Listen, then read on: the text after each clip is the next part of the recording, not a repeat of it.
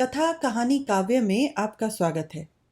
कहानियों, कविताओं और व्यंग के रूप में साहित्य हमें वक्त विशेष के देश, समाज और जीवन दर्शन से अवगत कराता है।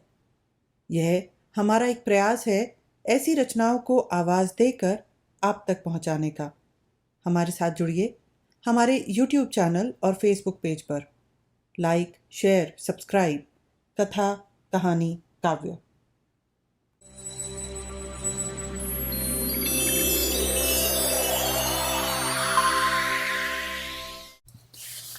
मुंशी प्रेमचंद के उपन्यास गोदान का 27वां भाग मेरे यानी मनीषा के साथ। सिलिया का बालक अब 2 साल का हो रहा था और सारे गांव में दौड़ लगाता था। अपने साथ एक विचित्र भाषा लाया था और उसी में बोलता था, चाहे कोई समझे या ना समझे। उसकी भाषा में त, ल और घ की कसरत थी और स, र आदि वर्ण गायब थे। उस भाषा में रोटी का नाम था ओटी, दूध का दूध, साग का छाग और कौड़ी का तौली। जानवरों की बोलियों की ऐसी नकल करता है कि हंसते हंसते लोगों के पेट में बल पड़ जाता है। किसी ने पूछा, रामू, कुत्ता कैसे बोलता है? रामू गंभीर भाव से कहता, भो भो, और काटने दौड़ता। बिल्ली कैसे बोले? और रामू म्याऊं म्याऊं करके आंखें निकालकर ताकता और पंजों से नोचता। बड़ा मस्त लड़का था। जब देखो खेलने में मगन रहता। न खाने की सुधि थी न पीने की। गोद से उसे चिढ़ थी। उसके सबसे सुखी क्षण वह होते जब वह द्वार के नीम के नीचे मनो धूल बटोर कर उसमें लोटता, सिर पर चढ़ाता, उसकी ढेरियां लगाता, घरौंदे बनाता। अपनी उम्र के लड़कों से उसकी एक क्षण न पटती। शायद उन्हें अपने साथ खिलाने के योग्य ही न समझता था। कोई पूछता, तुम्हारा नाम क्या है? चटपट कहता, लामू। तुम्हारे बाप का नाम क्या है? मतडीन। और तुम्हारी माँ का नाम क्या है? छिलिया। और दाता दीन कौन है? वे अमाला छाला है। न जाने किसने दाता दीन से उसका यह नाता बता दिया था। रामू और रूपा में खूब पटती थी। वह रूपा का खिलौना था। उसे उपटन मलती, काजल लगाती, नहलाती, बाल संवारती, अपने हाथों कौर कौर बनाकर खिलाती और कभी कभी उसे गोद में लिए रात को सो जाती। धनिया डांटती, तू सब कुछ छुआछूत किए देती है, मगर वह किसी की न सुनती। चिथड़े की गुड़िया ने उसे माता बनना सिखाया था। वह मातृ भावना का जीता जागता बालक पाकर अब गुड़ियों से संतुष्ट न हो सकती थी। उसी के घर के पिछवाड़े, जहां किसी जमाने में उसकी बरदौर थी, होरी के खंडहर में सिलिया अपना एक फूस का झोपड़ा डालकर रहने लगी थी। होरी के घर में उम्र तो नहीं कट सकती थी। माता दीन को कई 100 रुपए खर्च करने के बाद अंत में काशी के पंडितों ने फिर से ब्राह्मण बना दिया। उस दिन बड़ा भारी हवन हुआ। बहुत से ब्राह्मणों ने भोजन किया और बहुत से मंत्र और श्लोक पढ़े गए। माता दीन को शुद्ध गोबर और गौमूत्र खाना पीना पड़ा। गोबर से उसका मन पवित्र हो गया। मूत्र से उसकी आत्मा में अशुचिता के कीटाणु मर गए। लेकिन एक तरह से इस प्रायश्चित ने उसे सचमुच पवित्र कर दिया। हवन के प्रचंड अग्निकुंड में उसकी मानवता निखर गई और हवन की ज्वाला के प्रकाश से उसने धर्म स्तंभों को अच्छी तरह परख लिया। उस दिन से उसे धर्म के नाम से चिढ़ हो गई। उसने जनेऊ उतार फेंका और पुरोहिती को गंगा में डुबा दिया। अब वह पक्का खेतीहर था। उसने यह भी देखा कि यद्यपि विद्वानों ने उसका ब्राह्मणत्व स्वीकार कर लिया, लेकिन जनता अब भी उसके हाथ का पानी नहीं पीती। उससे मुहूर्त पूछती है, साइत और लग्न का विचार करवाती है। उसे पर्व के दिन दान भी दे देती है, पर उससे अपने बर्तन नहीं छुआती। जिस दिन सिलिया के बालक का जन्म हुआ, उसने दूनी मात्रा में भांग पी और गर्व से जैसे उसकी छाती तन गई और उंगलियां बार बार मूंछों पर पड़ने लगी। बच्चा कैसा होगा? उसी के जैसा? कैसे देखे? उसका मन महसूस कर रह गया। तीसरे दिन रूपा खेत में उससे मिली। उसने पूछा, ए रुपया, तूने सिलिया का लड़का देखा? रुपया बोली, देखा क्यों नहीं, लाल लाल है, खूब मोटा, बड़ी बड़ी आंखें हैं, सिर में झबराले बाल हैं, टुकुर टुकुर ताकता है। मातादीन के हृदय में जैसे वह बालक आ बैठा था और हाथ पांव फेंक रहा था। उसकी आंखों में नशा सा छा गया। उसने उस किशोरी रूपा को गोद में उठा लिया, फिर कंधे पर बिठा लिया और फिर उतार कर उसके कपोलों को चूम लिया। रूपा बाल संभालती हुई ढीठ होकर बोली, चलो मैं तुमको दूर से दिखा दूं, ओसारे में ही तो है। सिलिया बहन न जाने क्यों हरदम रोती रहती है। मातादीन ने मुंह फेर लिया। उसकी आंखें सजल हुआई थी और होंठ कांप रहे थे। उस रात को जब सारा गांव सो गया और पेड़ अंधकार में डूब गए तो वह सिलिया के द्वार पर आया और संपूर्ण प्राणों से बालक का रोना सुना, जिसमें सारी दुनिया का संगीत, आनंद और माधुर्य भरा हुआ था। सिलिया बच्चे को होरी के घर में खटोले पर सुलाकर मजूरी करने चली जाती। मातादीन किसी न किसी बहाने से होरी के घर आता और कनखियों से बच्चे को देखकर अपना कलेजा और आंखें और प्राण शीतल करता। धनिया मुस्कुराकर कहती, लजाते क्यों हो? गोद में ले लो, प्यार करो। कैसा काठ का कलेजा है तुम्हारा, बिल्कुल तुमको पड़ा है। मातादीन 1-2 रुपया सिलिया के लिए फेंक कर बाहर निकल आता। बालक के साथ उसकी आत्मा भी बढ़ रही थी, खिल रही थी, चमक रही थी। अब उसके जीवन का भी उद्देश्य था, एक व्रत था। उसमें संयम आ गया, गंभीरता आ गई, दायित्व आ गया। एक दिन रामू खटोले पर लेटा हुआ था। धनिया कहीं गई थी। रूपा भी लड़कों का शोर सुनकर खेलने चली गई। घर अकेला था। उसी वक्त मातादीन पहुंचा। बालक नीले आकाश की ओर देख देख हाथ पांव फेंक रहा था, हुमक रहा था, जीवन के उस उल्लास के साथ जो अभी उसमें ताजा था। मातादीन को देखकर वह हंस पड़ा। मातादीन स्नेह विवल हो गया। उसने बालक को उठाकर छाती से लगा लिया। उसकी सारी देह और हृदय और प्राण रोमांचित हो उठे, मानो पानी की लहरों में प्रकाश की रेखाएं कांप रही हों। बच्चे की गहरी, निर्मल, अथाह, मोद भरी आंखों में जैसे उसके जीवन का सत्य मिल गया। उसे एक प्रकार का भय सा लगा, मानो वह दृष्टि उसके हृदय में चुभी जाती हो। वह कितना अपवित्र है। ईश्वर का वह प्रसाद कैसे छू सकता है? उसने बालक को सशंक मन के साथ फिर लिटा दिया। उसी वक्त रूपा बाहर से आ गई और वह बाहर निकल गया। एक दिन खूब ओले गिरे। सिलिया घास लेकर बाजार गई हुई थी। रूपा अपने खेल में मग्न थी। रामू अब बैठने लगा था। कुछ कुछ बकवां चलने भी लगा था। उसने जो आंगन में बिनौले बिछे देखे तो समझा बतासे फैले हुए हैं। कहीं उठाकर खाए और आंगन में खूब खेला। रात को उसे ज्वर आ गया। दूसरे दिन निमोनिया हो गया। तीसरे दिन संध्या समय सिलिया की गोद में ही बालक के प्राण निकल गए।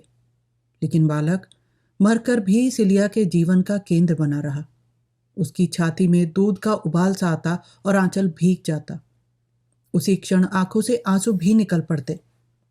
पहले सब कामों से छुट्टी पाकर रात को जब वह रामू को हिये से लगाकर स्तन उसके मुंह में दे देती तो मानो उसके प्राणों में बालक की स्फूर्ति भर जाती।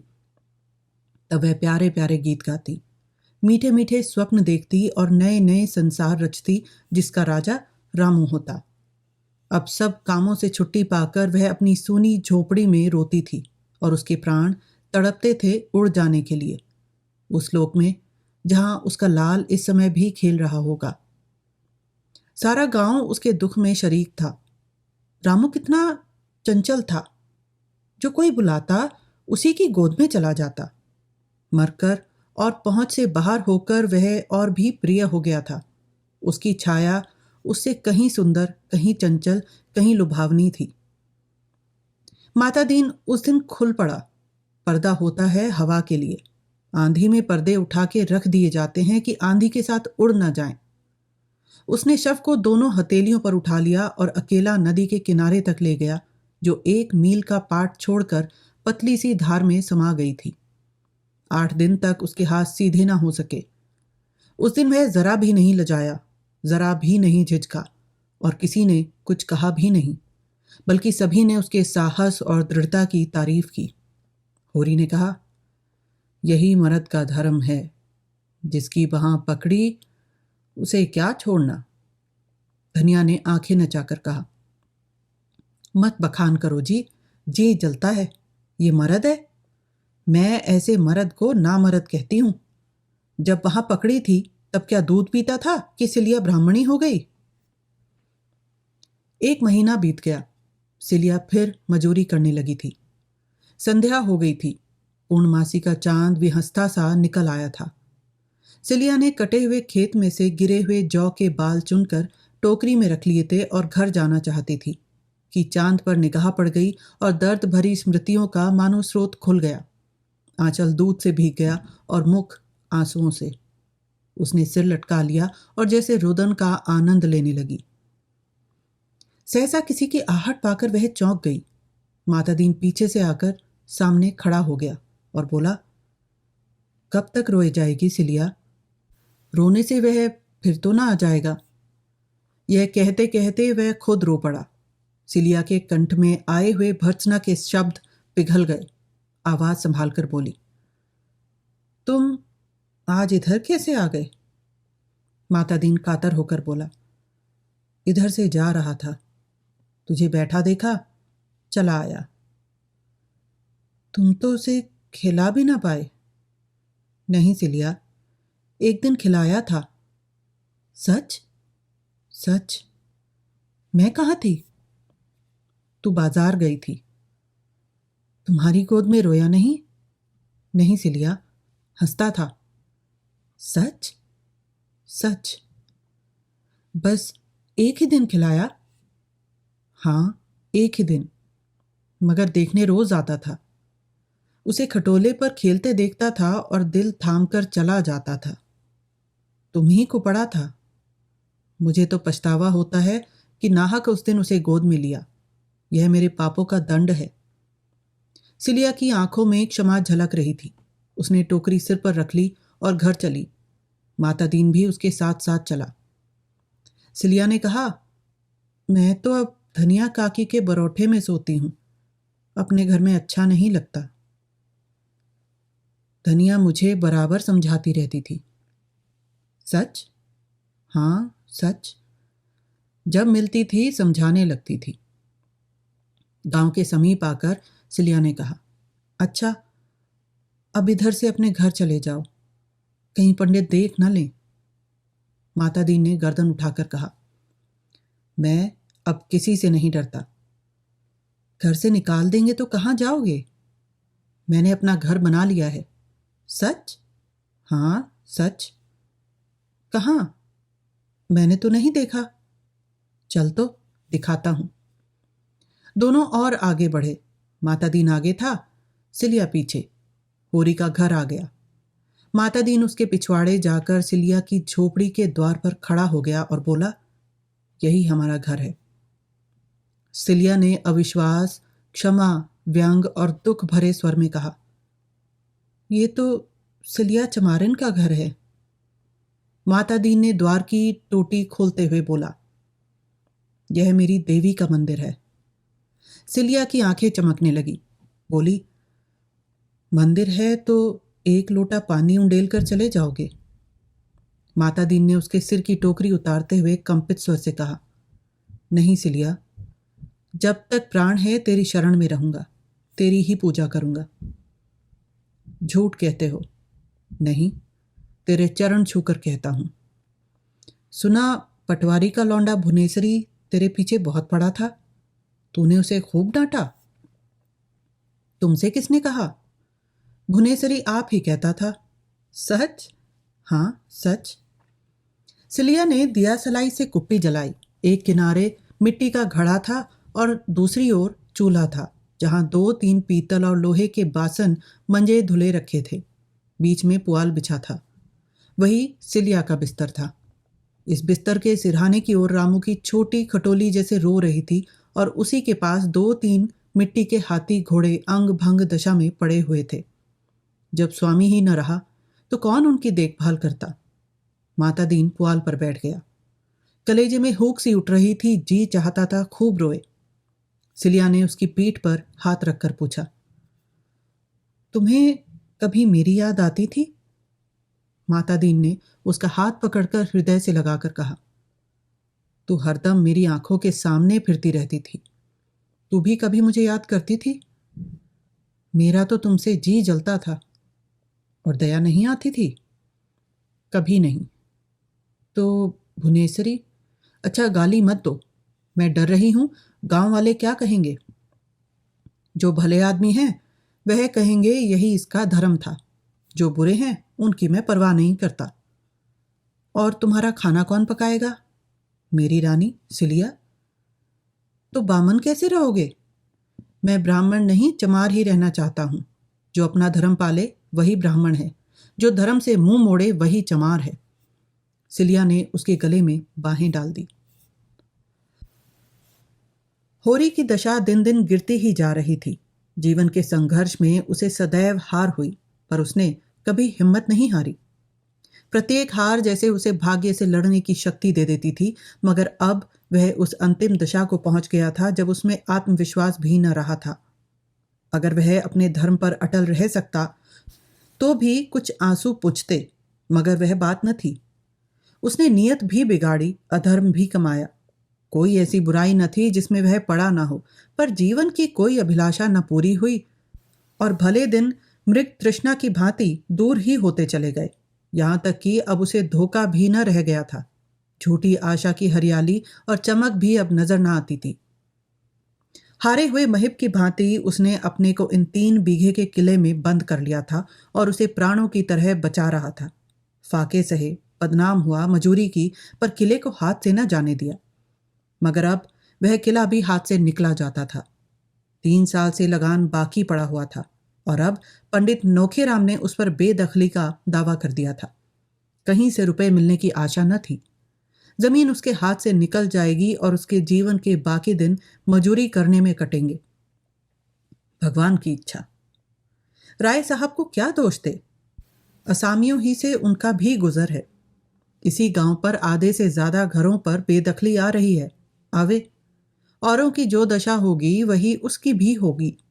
भाग्य में सुख बदा होता तो लड़का यूं हाथ से निकल जाता। सांझ हो गई थी।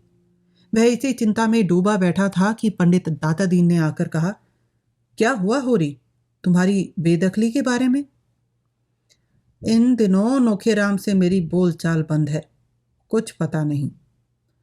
सुना तारीख को 15 दिन और रह गए हैं। होरी ने उनके लिए खाद डालकर कहा, वह मालिक हैं, जो चाहे करें। मेरे पास रुपए होते तो यह दुर्दशा क्यों होती। खाया नहीं, उड़ाया नहीं, लेकिन उपज ही ना हो, और जो हो भी वह कौड़ियों के मोल बिके तो किसान क्या करे। लेकिन जायदाद तो बचानी ही पड़ेगी, निभा कैसे होगा? बाप दादों की इतनी ही निशानी बच रही है, वह निकल गई तो कहाँ रहोगे? भगवान की मर्जी है, मेरा क्या बस। एक उपाय है जो तुम करो। होरी को जैसे अभयदान मिल गया। इनके पांव पड़कर बोला, बड़ा धर्म होगा महाराज, तुम्हारे सिवा मेरा कौन है। मैं तो निराश हो गया था। निराश होने की कोई बात नहीं, बस इतना ही समझ लो कि सुख में आदमी का धर्म कुछ और होता है और दुख में कुछ और। सुख में आदमी दान देता है, मगर दुख में भीख तक मांगता है। उस समय आदमी का यही धर्म हो जाता है। शरीर अच्छा रहता है तो हम बिना स्नान पूजा किए मुंह में पानी भी नहीं डालते, लेकिन बीमार हो जाते हैं तो बिना नहाए धोए कपड़े पहने खाट पर बैठे पत्थे लेते हैं। उस समय का यही धर्म है। यहाँ हम में तुम में कितना भेद है, लेकिन जगन्नाथपुरी में कोई भेद नहीं रहता। ऊंचे नीचे सभी एक पंगत में बैठकर खाते हैं। आपातकाल में श्री रामचंद्र ने सबरी के झूठे फल खाए थे, बाली को छिपकर वध किया था। जब संकट में बड़े बड़ों की मर्यादा टूट जाती है तो हमारी तुम्हारी कौन बात है। राम सेवक महतो को तो जानते हो ना? होरी ने निरुत्साह होकर कहा। हाँ, जानता क्यों नहीं, मेरा जजमान है, बड़ा अच्छा जमाना है उसका। खेती अलग, लेन देन अलग। ऐसे रौब दाब का आदमी ही नहीं देखा। कई महीने हुई उसकी औरत मर गई है, संतान कोई नहीं। अगर रुपया का ब्याह उससे करना चाहो तो मैं उसे राजी कर लूं। मेरी बात वह कभी न टालेगा। लड़की सयानी हो गई है और जमाना बड़ा ही बुरा है। कहीं कोई बात हो जाए तो मुंह में कालिख लग जाए। यह बड़ा अच्छा अवसर है। लड़की का ब्याह भी हो जाएगा और तुम्हारे खेत भी बच जाएंगे। सारे खर्च वरच से बचे जाते हो। राम सेवक होरी से 2 ही 4 साल छोटा था। ऐसे आदमी से रूपा के ब्याह करने का प्रस्ताव ही अपमानजनक था। कहाँ फूल सी रूपा और कहाँ वह बूढ़ा ठूंठ। जीवन में होरी ने बड़ी बड़ी चोट सही थी, मगर यह चोट सबसे गहरी थी। आज उसके दिन ऐसे निकल आ गए हैं जैसे लड़की बेचने की बात कही जाती है और उसमें इनकार करने का साहस नहीं है। ग्लानि से उसका सिर झुक गया। दाता दीन ने 1 मिनट के बाद पूछा, तो क्या कहते हो? होरी ने साफ जवाब न दिया। बोला, सोच कर कहूंगा। इसमें सोचने की क्या बात है? धनिया से भी तो पूछ लूं। तुम राजी हो कि नहीं? जरा सोच लेने दो महाराज। आज तक कुल में कभी ऐसा नहीं हुआ। उसकी मर्जाद भी तो रखना है। 5-6 दिन के अंदर मुझे जवाब दे देना। ऐसा ना हो तुम सोचते ही रहो और बेदखली आ जाए। दाता दीन चले गए। होरी की ओर से उन्हें कोई अंदेशा न था। अंदेशा था धनिया की ओर से। उसकी नाक बड़ी लंबी है, चाहे मिट जाए मर्जाद ना छोड़ेगी। मगर होरी हाँ कर ले तो वह रो धोकर मान ही जाएगी। खेतों के निकलने में भी तो मर्जाद बिगड़ती है। धनिया ने आकर पूछा, पंडित क्यों आए थे? कुछ नहीं, यही बेदखली की बातचीत थी। आंसू पोंछने आए होंगे। यह तो ना होगा कि 100 रुपए उधार दे दें। मांगने का मुंह भी तो नहीं है, तो यहां आते ही क्यों हैं? रुपया की सगाई की बात थी। किससे? राम सेवक को जानती है, उन्हीं से। मैंने उन्हें कब देखा? हाँ, नाम बहुत दिन से सुनती हूं। वह तो बूढ़ा होगा। बूढ़ा नहीं है, हाँ अधेड़ है। तुमने पंडित को फटकारा नहीं? मुझसे कहते तो ऐसा जवाब देती कि याद करते। फटकारा नहीं, लेकिन इनकार कर दिया। कहते थे ब्याह भी बिना खर्च बरच के हो जाएगा और खेत भी बच जाएंगे। साफ साफ क्यों नहीं कि बोलते कि लड़की बेचने को कहते थे? कैसे इस बूढ़े का हियाव पड़ा? लेकिन होरी इस प्रश्न पर जितना ही विचार करता उतना ही उसका दुराग्रह कम होता जाता था। कुल मर्यादा की लाज उसे कुछ कम न थी, लेकिन जिसे असाध्य रोग ने ग्रस लिया हो वह खाद्य अखाद्य की परवाह कब करता है? दाता दीन के सामने होरी ने कुछ ऐसा प्रकट किया था जैसे स्वीकृति नहीं कहा जा सकता, मगर भीतर से वह पिघल गया था। उम्र की कोई ऐसी बात नहीं थी। मरना जीना तकदीर के हाथ है। बूढ़े बैठे रहते हैं, जवान चले जाते हैं। रूपा को सुख लिखा है तो वहां भी सुख उठाएगी। दुख लिखा है तो कहीं भी सुख नहीं पा सकती, और लड़की बेचने की तो कोई बात ही नहीं। होरी उससे जो कुछ लेगा उधार लेगा और हाथ में रुपए आते ही चुका देगा। इसमें शर्म या अपमान की कोई बात ही नहीं है। बेशक उसमें समाई होती तो वह रूपा का ब्याह किसी जवान लड़के से और अच्छे कुल में करता, दहेज भी देता, परात के खिलाने पिलाने में भी खूब दिल खोलकर खर्च करता। मगर जब ईश्वर ने उसे इस लायक नहीं बनाया तो कुश कन्या के सिवा और वह क्या कर सकता है? लोग हंसेंगे, लेकिन जो लोग खाली हंसते हैं और कोई मदद नहीं करते, उनकी हंसी की वह क्यों परवाह करे? मुश्किल यही है कि धनिया न राजी होगी। गधी तो है ही, वही पुरानी लाज ढोए जाएगी। यह कुल प्रतिष्ठा के पालने का समय नहीं, अपनी जान बचाने का अवसर है। ऐसी ही बड़ी लाज वाली है तो लाए 500 निकाले, कहाँ धरे हैं? 2 दिन गुजर गए और इस मामले पर उन लोगों में कोई बातचीत ना हुई। हाँ, दोनों सांकेतिक भाषा में बातें करते थे। धनिया कहती, वर कन्या जोड़ के हों तभी ब्याह का आनंद है। होरी जवाब देता, ब्याह आनंद का नाम नहीं है पगली, यह तो तपस्या है। चलो, तपस्या है। हाँ, मैं कहता जो हूं, भगवान आदमी को जिस दशा में डाल दे उसमें सुखी रहना तपस्या नहीं तो और क्या है? दूसरे दिन धनिया ने वैवाहिक आनंद का दूसरा पहलू सोच निकाला। घर में जब तक सास ससुर देवरानियां जेठानियां ना हो तो ससुराल का सुख ही क्या। कुछ दिन तो लड़की बहुरिया बनने का सुख पाए। होरी ने कहा। वह वैवाहिक जीवन का सुख नहीं, दंड है। धनिया तिनक उठी। तुम्हारी बातें भी निराली होती हैं। अकेली बहू घर में कैसे रहेगी? न कोई आगे न कोई पीछे। होरी बोला। तू तो इस घर में आई तो एक नहीं दो दो देवर थे, सास थी ससुर था। तूने कौन सा सुख उठा लिया बता। क्या सभी घरों में ऐसे ही प्राणी होते हैं? और नहीं तो क्या आकाश की देवियां जाती हैं। अकेली तो बहू, उस पर हुकूमत करने वाला सारा घर। बेचारी किस किस को खुश करे। जिसका हुक्म ना माने वही बैरी। सबसे भला अकेला। फिर भी बात यहीं तक रह गई, मगर धनिया का पल्ला हल्का होता जाता था। चौथे दिन राम सेवक महतो खुद आ पहुंचे। कला रास घोड़े पर सवार, साथ एक नाई और एक खिदमतगार जैसे कोई बड़ा जमींदार हो। उम्र 40 से ऊपर थी, बाल खिचड़ी हो गए थे पर चेहरे पर तेज था, देह गठी हुई। होरी उनके सामने बिल्कुल बूढ़ा लगता था। किसी मुकदमे की पैरवी करने जा रहे थे। जरा यहां दोपहरी काट लेना चाहते हैं। धूप कितनी तेज है और कितने जोरों की लू चल रही है। होरी सहुआइन की दुकान से गेहूं का आटा और घी लाया। पूरियां बनी। तीनों मेहमानों ने खाया। दाता दीन भी आशीर्वाद देने आ पहुंचे। बातें होने लगी। दाता दीन ने पूछा, कैसा मुकदमा है महतो? राम सेवक ने शान जमाते हुए कहा, मुकदमा तो एक न एक लगा ही रहता है महाराज। संसार में गऊ बनने से काम नहीं चलता। जितना दबो उतना ही लोग दबाते हैं। थाना पुलिस कचहरी अदालत सब हैं हमारी रक्षा के लिए, लेकिन रक्षा कोई नहीं करता। चारों तरफ लूट है। जो गरीब है बेकस है उसकी गर्दन काटने के लिए सभी तैयार रहते हैं। भगवान ना करे कोई बेईमानी करे, यह बड़ा पाप है। लेकिन अपने हक और न्याय के लिए ना लड़ना उससे भी बड़ा पाप है। तुम ही सोचो, आदमी कहां तक दबे।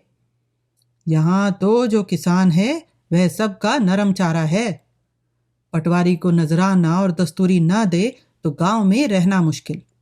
जमींदार के चपरासी और कारिंदों का पेट ना भरे तो निर्वाह ना हो। थानेदार और कांस्टेबल तो जैसे उसके दामाद हैं।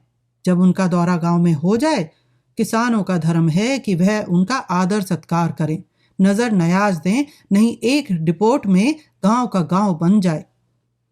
कभी कानून गवाते हैं, कभी तहसीलदार, कभी डिप्टी, कभी एजेंट, कभी कलेक्टर, कभी कमिश्नर। किसान तो उनके सामने हाथ बांधे हाजिर रहना चाहिए। उनके लिए रसद, चारे, अंडे, मुर्गी, दूध, घी का इंतजाम करना चाहिए। तुम्हारे सिर भी तो वही बीत रही है महाराज। एक न एक हाकिम रोज नए नए बढ़ते जाते हैं। डॉक्टर कुओं में दवाई डालने के लिए आने लगा है।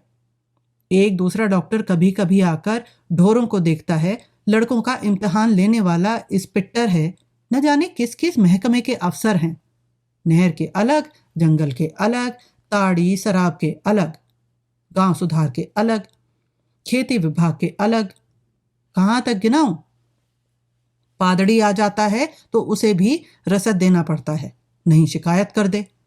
और जो कहो कि इतने महकमों और इतने अफसरों से किसान का कुछ उपकार होता हो, नाम को नहीं। कभी जमींदार ने गांव पर हल पीछे 2-2 रुपए चंदा लगाया। किसी बड़े अफसर की दावत की थी, किसानों ने देने से इनकार कर दिया। बस उसने सारे गांव पर जाफा कर दिया। हाकिम भी जमींदार ही का पक्ष करते हैं। यह नहीं सोचते कि किसान भी आदमी हैं, उनके भी बाल बच्चे हैं, उनकी भी इज्जत आबरू है। और यह सब हमारे दब्बूपन का फल है। मैंने गांव भर में डोंडी पिटवा दी कि कोई बेसी लगान न दो और न खेत छोड़ो। हमको कोई कायल कर दे तो हम जाफा देने को तैयार हैं। लेकिन जो तुम चाहो कि बेमुंह के किसानों को पीस कर पी जाएं, तो यह ना होगा।